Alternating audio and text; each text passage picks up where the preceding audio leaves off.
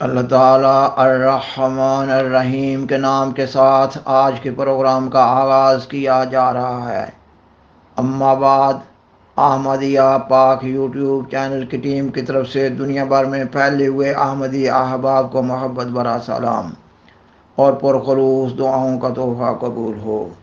سامعین و ناظرین کرام، اس چینل کے پروگرامز بنیادی طور پر احمدی احباب بالخصوص نوجوان نسل کی تعلیم و تربیت کے لیے پیش کیے جا رہے ہیں۔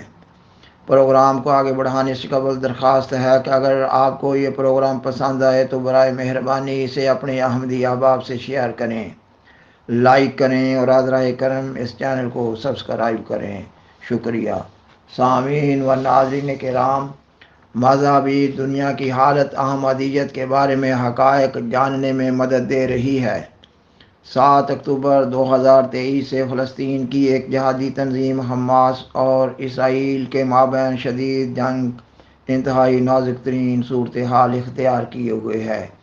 جنگی ساز و سامان کے لحاظ سے اسرائیل کا پلہ بھاری ہے اور اسرائیل جنگ کے ضابطۂ اخلاق کو توڑتے ہوئے شہری آبادیوں پر شدید بمباری کر رہا ہے، راکٹ فائر کر رہا ہے اور فاسفورس بم برسا رہا ہے۔ بیان کیا جاتا ہے کہ غزہ ایک گنجان ترین آبادی پر مشتمل علاقہ ہے۔ اسرائیلی بمباری سے بلند و بالا عمارتیں ملبے کے ڈھیر میں تبدیل ہو رہی ہیں، طبی مراکز پر حملے کیے جا رہے ہیں، دونوں طرف سے ہزاروں کی تعداد میں اموات ہو رہی ہیں، عورتیں اور چھوٹے چھوٹے بچے جاں بحق ہو رہے ہیں، ہزاروں کی تعداد میں لوگ اپاہج بن رہے ہیں۔ فلسطین میں اسرائیل کی نسبت جانوں کا نقصان زیادہ ہو رہا ہے۔ اسرائیل دہشت و بربریت میں انتہا کیے ہوئے ہے۔ افواج اسرائیل نے فلسطین بالخصوص غزہ کا سخت محاصرہ کر رکھا ہے۔ غزہ کے علاقوں میں بجلی اور پانی اور خوراک وغیرہ دستیاب نہ ہے۔ طبی مراکز میں زخمیوں اور بیماروں کو علاج معالجہ کی سہولت نہ ہے، ادویات دستیاب نہ ہیں۔ اسرائیل کی طرف سے کہا جا رہا ہے کہ غزہ کے باسی یہ علاقہ خالی کر دیں۔ مسلمانوں کو اس مقام سے جبراً نکالا جا رہا ہے۔ اسرائیل کو مغربی طاقتوں کی تائید حاصل ہے۔ مغربی حکومتوں کی طرف سے برملا اعلانات کیے جا رہے ہیں کہ وہ اسرائیل کی مدد کر رہے ہیں اور وہ اپنی مدد کو جاری رکھیں گے۔ بعض ممالک کی طرف سے بحری بیڑے بھی بھیجے گئے ہیں اور افواج کو بھی بھیجنے کا اعلان کیا جا رہا ہے۔ اور دوسری طرف مسلمانوں کے 58 ممالک ہیں اور ان مسلم ممالک کے پاس 74 لاکھ فوج ہے۔ انتہائی بدقسمتی کی بات ہے کہ مسلم ممالک کی طرف سے اسرائیل کی کھلی جارحیت کے خلاف کوئی مؤثر آواز بلند نہیں کی جا رہی۔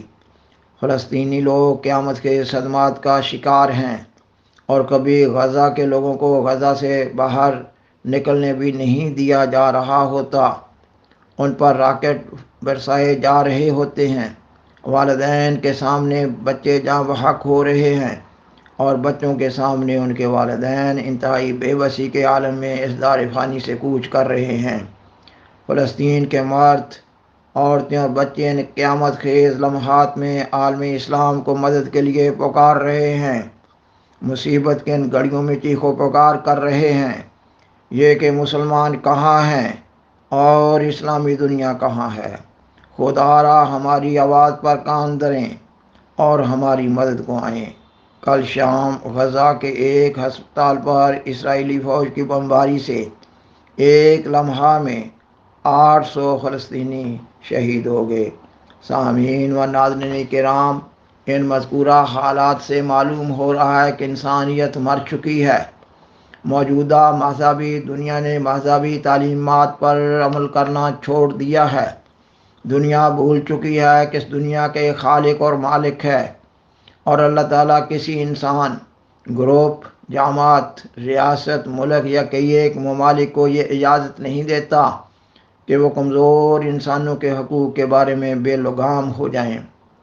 اللہ تعالیٰ نے دنیا کے تمام مذاہب میں یہ تعلیم فرض کر چھوڑی ہے کہ ہر انسان اپنی انفرادی اور ذاتی حیثیت میں اللہ تعالیٰ کے حضور جواب دہ ہے۔ اللہ تعالیٰ نے ہر مذہب میں انسانی جان کی حرمت کو قائم کیا ہے۔ اللہ تعالیٰ قرآن مجید کی سورت المائدہ کی آیت 33 میں فرماتا ہے کہ ہم نے بنی اسرائیل پر فرض کر دیا کہ جس نے کسی ایک انسان کو ناجائز طور پر قتل کیا اس نے تمام انسانوں کو قتل کر دیا، اور جس نے ایک انسان کو زندہ رکھا اس نے گویا تمام انسانوں کو زندہ کر دیا۔ خاکسار بیان کرتا ہے کہ اللہ تعالیٰ نے قرآن مجید میں بنی اسرائیل کے حوالہ سے اس تعلیم کا ذکر فرماتے ہوئے مسلمانوں پر بھی یہ تعلیم فرض کر رکھی ہے۔ اس تعلیم کا خلاصہ یہ بنا کہ اس وقت دنیا کے تینوں بڑے مذاہب اہل کتاب میں سے بنی اسرائیل یعنی عیسائی اور یہودی اور مخاطبین قرآن یعنی عالم اسلام اللہ تعالیٰ کی انسانی جان کی حرمت کے بارے میں بیان فرمودہ اس تعلیم پر عمل کرنے کے پابند ہیں، مگر اہل کتاب اور مسلمان اس تعلیم کو پس پشت ڈالے ہوئے ہیں اور نسل بعد نسل اپنے گندے مفادات کے حصول کے لیے دنیا کو حالت جنگ میں رکھے ہوئے ہیں۔ اگر اس دنیا کا کوئی خالق ہے اور مذہبی دنیا کا یہ ایمان اور یقین ہے کہ اس دنیا کا ایک خالق اور مالک ہے، تو پھر سوال پیدا ہوتا ہے کہ کیا اللہ تعالیٰ نے جو عالم الغیب ہے دنیا کی اس حالت کے ہو جانے پر اس کا کوئی حل تجویز نہ کیا ہوگا؟ بلا شبہ یقینی طور پر اللہ تعالیٰ نے دنیا کی یہ حالت ہونے پر مذہبی دنیا کو ایک پروگرام دے رکھا ہے۔ تمام مذاہب کی کتب میں یہ پیش گوئی موجود ہے کہ اللہ تعالیٰ کی طرف سے آخری زمانہ میں امام آخر الزماں موعود اقوام عالم کو مبعوث کیا جائے گا۔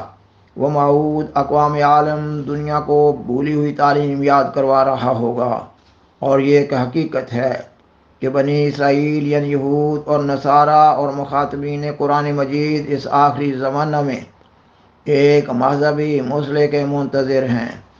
بنی اسرائیل میں اس موعود مسئلے کو موعود مسیح کا نام دیا گیا ہے، اور سیدنا حضرت محمد رسول اللہ خاتم الانبیاء صلی اللہ علیہ وسلم نے اس موعود مسئلے کو امام مہدی اور مسیح موعود کا نام دیا ہے۔ دنیا کے باقی مذاہب میں بھی ان کی پیش گوئیوں میں اس موعود مسئلے کو مختلف ناموں سے یاد کیا گیا ہے۔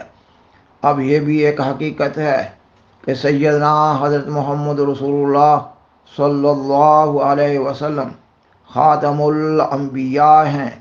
اس کا مطلب یہ ہے کہ اب آپ صلی اللہ علیہ وسلم سے پہلے آنے والے تمام انبیاء علیہ السلام کے فیوض بند ہو چکے ہیں، اور سیدنا حضرت محمد رسول اللہ خاتم الانبیاء صلی اللہ علیہ وسلم کا فیض روحانی قیامت تک کے لیے جاری ہے، اور قیامت سے پہلے پہلے اللہ تعالیٰ نے ساری دنیا کو دین اسلام پر اکٹھا بھی کرنا ہے۔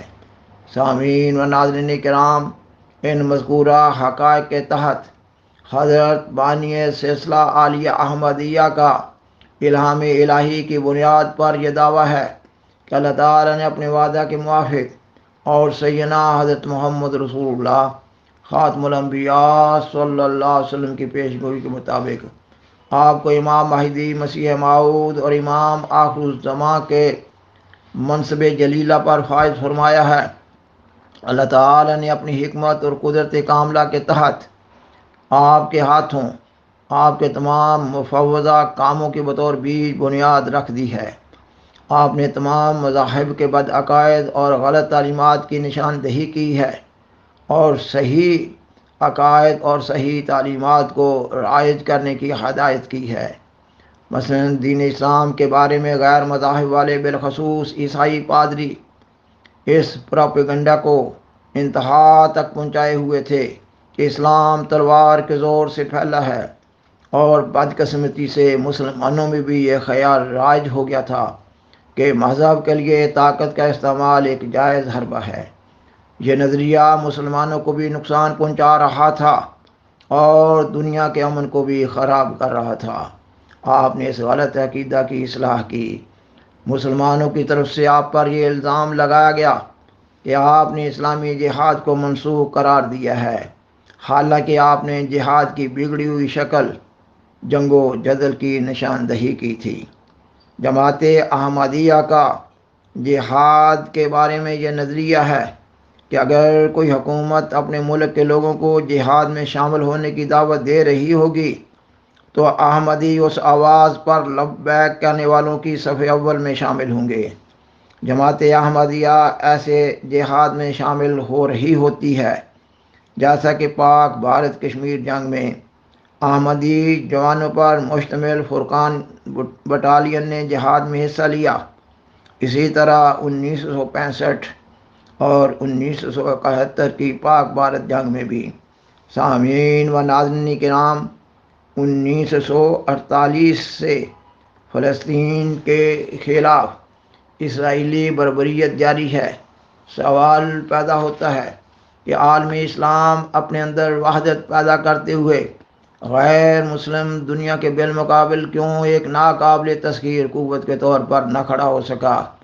عالم اسلام کے حساس دل مسلمان، بالخصوص فلسطین کے مصیبت زدہ مسلمان، دانشور اسرائیل کے خلاف اقوام عالم میں نتیجہ خیز پروپیگنڈا یا افہام و تفہیم کے ذریعہ یا UN میں آواز اٹھانے سے یا OIC کی عالمی تنظیم میں تحریک پیدا کرنے کے ذریعہ اسرائیلی بربریت کو کیوں تدریجاً ختم نہ کر سکے یا تدریجاً کم نہ کر سکے، جبکہ اللہ تعالیٰ قرآن مجید کی سورت آل عمران کی آخری آیت میں مسلمانوں کو اپنے ملک کی سرحدوں کی سخت نگرانی کرنے کی تلقین فرماتا ہے۔ سامعین و ناظرین کرام، حضرت امام جماعت احمدیہ نے گزشتہ خطبہ جمعہ میں فلسطین کے لیے دعاؤں کی خصوصی تحریک فرمائی ہے، اور احمدیوں کا اول و آخر سہارا اللہ تعالیٰ ہی ہے، اور دعاؤں سے ہی اللہ تعالیٰ کے فضل اور رحم کو جذب کیا جا سکتا ہے۔ پس احباب جماعت سے درخواست ہے کہ فلسطین کے مصیبت زدہ مسلمانوں کے لیے اور دنیا کے امن کے لیے دعائیں جاری رکھیں۔ شکریہ۔